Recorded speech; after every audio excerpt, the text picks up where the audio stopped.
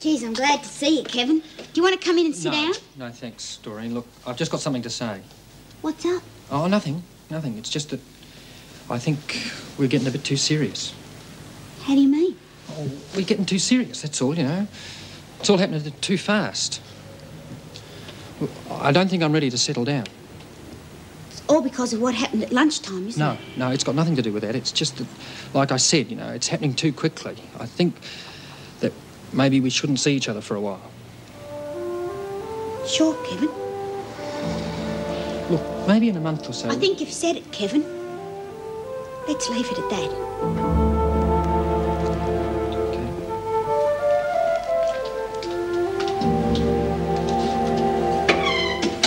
It seems clear to me that you were selling the drugs, and you convened this gathering. Your attitude to these court proceedings, therefore, is cynical to the extreme. However, in view of your youth, I see some possibility of reform. The maximum sentence for your offense is 10 years imprisonment. I feel in this case that is too severe. I therefore sentence you to 2 years imprisonment.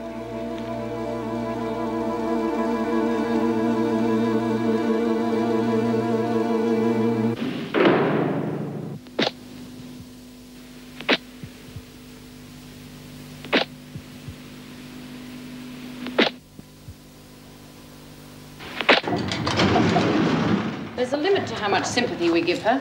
A woman like Latham would only take advantage. I just want one of the officers, someone she knows, to escort her back to Wentworth, that's all. I'm not being particularly sympathetic.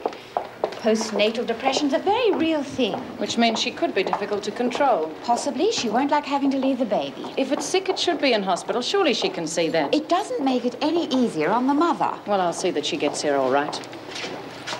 I think it might be better if Meg picked her up.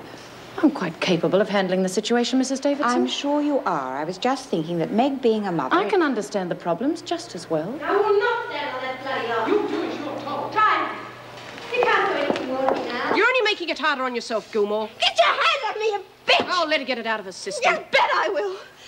There's always got to be a scapegoat, hasn't there? Well, it's not fair. All the others got off. Why single me out? Tony Rickett was in it up to his neck, but he gets off because his father's a social worker in this bloody hole. If you want to act like a child, you'll be treated like one. And you will learn to do as you're told. Make me.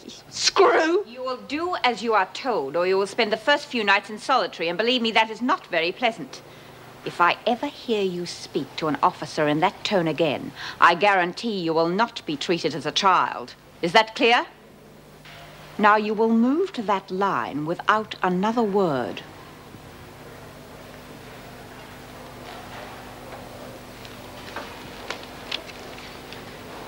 Sharon Ann Gilmore, you've been sentenced to 2 years imprisonment, having been found guilty of trafficking in drugs. Is that correct? Yes. If there is any more trouble, I expect to be advised, Mrs. Jackson. Good night. Good night, Mrs. Davidson. Good night. Good night. Now, you will go and change, and then I'll take your fingerprints. You got them when I was on remand. They won't have changed overnight. It's procedure. Oh, we must stick by the book, mustn't we? Behind the screen, Gilmore.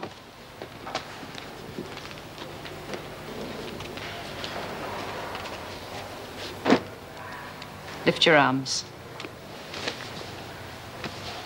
Does this turn you on, Miss Bennett? I've always wondered why a woman would do a job like this. Must be the fringe benefits. Get undressed. You're getting into that uniform if I have to do it for you. You wouldn't dare. You know you're pretty good, Miss Bennett. You must have had loads of experience. What? I was just thinking. 2 years in a cell on my own is a long time. But if you've got the key, perhaps we could get together. Don't be disgusting.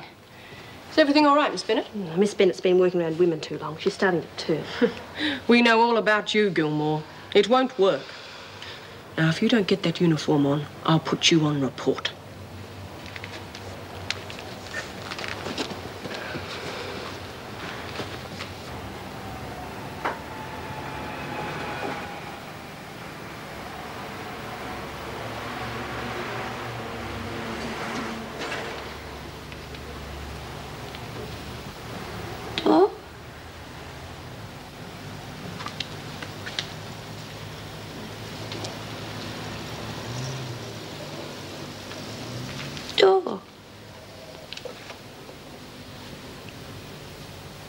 I just don't understand, Lizzie.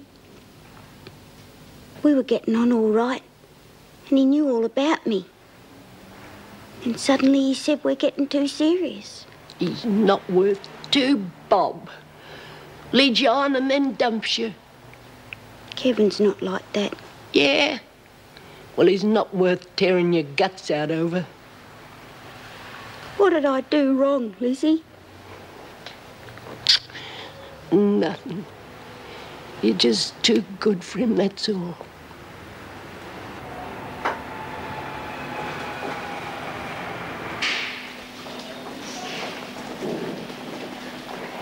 She won't be long. Was she any trouble? No. Well, she's a little moody and depressed, and you'll probably find any small thing will upset her, but, well, that's a normal reaction, so you'll just have to bear with her. Latham is not one of your normal patients, nurse. Sister. She's a murderess, and she has a record for violence, and there's a great deal of difference between a hospital and a prison. It's going to be tougher on her because she has to leave the child here, that's all I'm saying.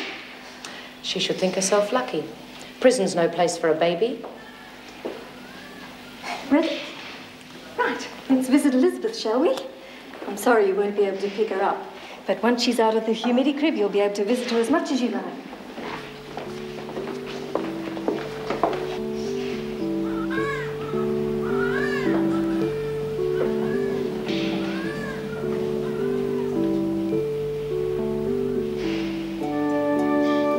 She's so tiny. How do you pick up a little thing like that? I don't know. I haven't had a nurse at her yet.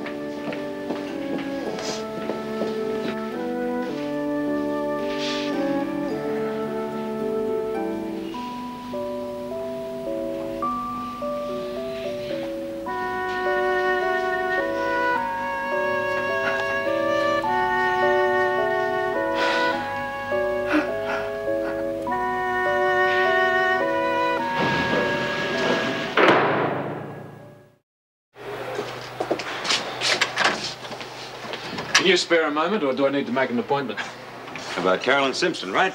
Well, I thought I'd keep you up to date, that is, if you're interested. Well, I'm sorry I haven't been able to do anything about it. I'll get onto it today. Now, let me see if I've got it straight. The women at the halfway house can confirm that Mrs. Williams and her daughter went there on the night of the murder. Mr. Williams had been violent, and they were frightened. And Mrs. Williams had a black eye to support this. Well, I have left something out. No, you haven't. Only I've already been to see Doreen and Lizzie, and they've agreed to testify. You've done what? Well, I didn't know when you'd get around to it, so I thought I'd take the initiative. It seems everybody around here wants to be a social worker. I told you I'd get onto it as soon as I could. You've been so wrapped up in your pet projects, you haven't had time to even think about the plight of 2 women who might be found guilty of murder. It is against regulations for officers to make contact with ex-prisoners. I thought you would have known that. I can look after myself. I'm not concerned about you. I'm concerned about Lizzie Birdsworth and Doreen Anderson. The rules are made to protect them. They're trying to put all of this behind them. Instead, they find themselves being harassed by screws. Were they intimidated? They agreed to testify of their own accord. Well, it's not much of a case, is it? Mrs. Williams could have got the black eye anywhere. Well, she did mention that Carolyn's husband knew about the bashings. And they're separated, aren't they? Yeah. Yes, well, that sounds better. If he agrees to testify on their behalf, and it's not out of love for his wife, it could have more weight. Well, do you want to leave it with me, or would you like to contact him yourself? Fair enough. Point taken. I'm just surprised that an officer should take up an inmate's case with such enthusiasm. Well, we don't get that many innocent women in this place, that's all. They're all innocent until proven guilty. I'm going to tell him to forget about Michael giving evidence. Oh, but darling, he's the only one who knew about your father, and I'm sure I know you 2 ladies aren't used to this sort of life, but when the bell goes, you're meant to move out. But I haven't finished my tea. Oh, how awful for you. You're not staying in a hotel. Now move. We were waiting for the others to finish. We don't have to get to work. Whether you're on remand or in here for 50 years, you'll do as you're told. And I'm sure I can arrange something for you to do. Nothing too far below your station. There's always the showers and toilets to scrub down. Come on, Mum.